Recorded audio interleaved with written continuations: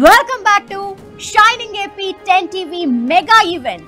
Presented by Narayana Educational Institutions, co-powered by SG Consultancy Services, Rajagiri College of Social Sciences and associate sponsored by BVIT University.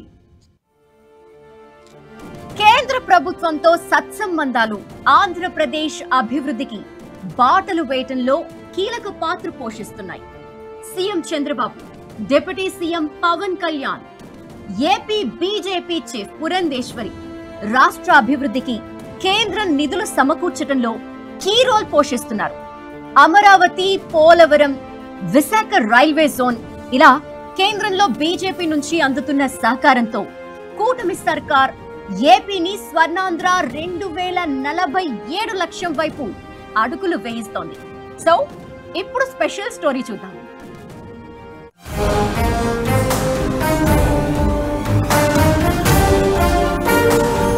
7 పదుల వయస్సు, 4 దశాబ్దాల సుదీర్ఘ రాజకీయ అనుభవం, energetic leader గాను, రాజకీయ చాణక్యుడు అనే గుర్తింపు, విజనరీ నాయకుడు అనే ముద్ర.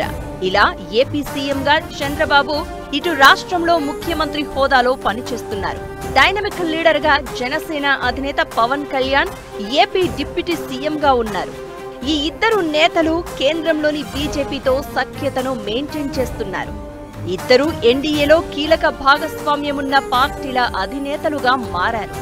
దీంతో గతంలో కంటే ఇప్పుడు కేంద్ర రాష్ట్రాల మధ్య సంబంధాలు మరింత బలపడ్డాయి. ఇది ఏపీలో కూటమి ప్రభుత్వ పాలనను ఎప్పుడూ లేనంత జోష్తో పరుగులు పెట్టిస్తోంది.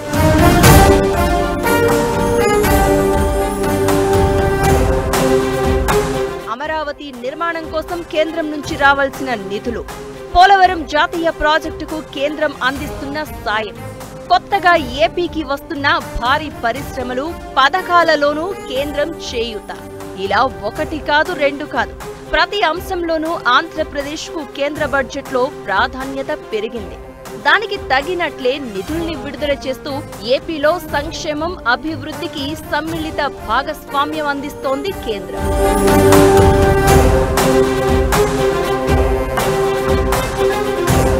ముఖ్యంగా కేంద్రం నుంచి అమరావతికి 15,000 కోట్ల రుణ సహాయం అందించడంతో రాజధాని నిర్మాణం పరుగులు పెడుతోంది. స్వయంగా ప్రధాని మోదీనే వచ్చి 60,000 కోట్ల రూపాయల విలువైన నిర్మాణ పనులకు, అమరావతి పునర్నిర్మాణానికి శంకుస్థాపనలు చేశారు. జాతీయ హోదా కలిగిన పోలవరం ప్రాజెక్టుకు 12,157 కోట్ల రూపాయల మేరకు నిధులను కేంద్రం నుంచి సమకూర్చారు. 2026 అక్టోబరు నాటికి మొదటి దశ, 2027 మార్చి నాటికి పూర్తి చేయాలని లక్ష్యంగా పెట్టుకున్నారు.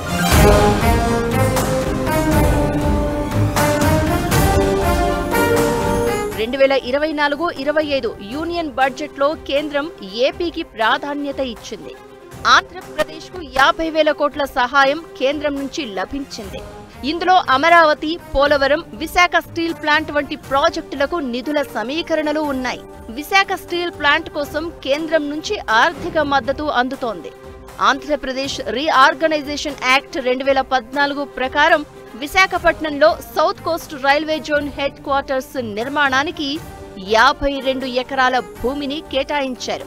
గతంలో ఉన్న అడ్డంకులన్నీ ఇప్పుడు తొలగిపోయాయి.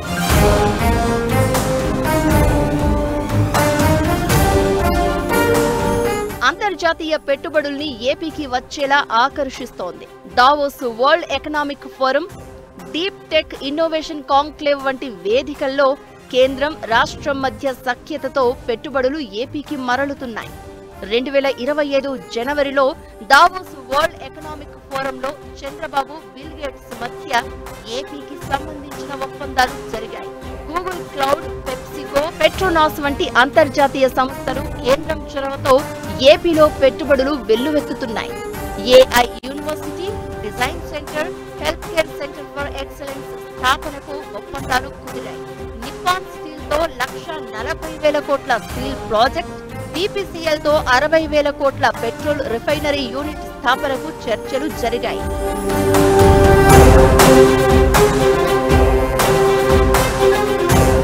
ఆంధ్రప్రదేశ్ రీఆర్గనైజేషన్ యాక్ట్ 2014లో హామీ ఇచ్చిన స్పెషల్ కేటగిరీ స్టేటస్ సాధనకు చంద్రబాబు, పవన్ కళ్యాణ్ ఢిల్లీ వెళ్లిన ప్రతిసారి మోదీని, కేంద్ర మంత్రులను కలుస్తున్నారు.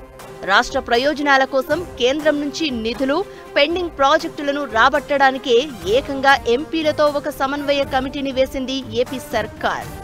వీళ్లు నిరంతరం కేంద్రంతో సత్సంబంధాలు నెరుపుతూ ఏపీ ప్రభుత్వానికి నిధులు మంజూరు చేయించడంలో కీ రోల్ పోషిస్తున్నారు.